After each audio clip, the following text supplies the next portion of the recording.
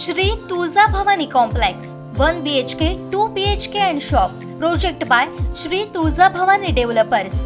Gawandiwada opposite आशा park near Bharadnaka, Malvan, Sindhudurg. आपल्या स्वप्नातील घर प्रत्यक्षात. Contact details for booking.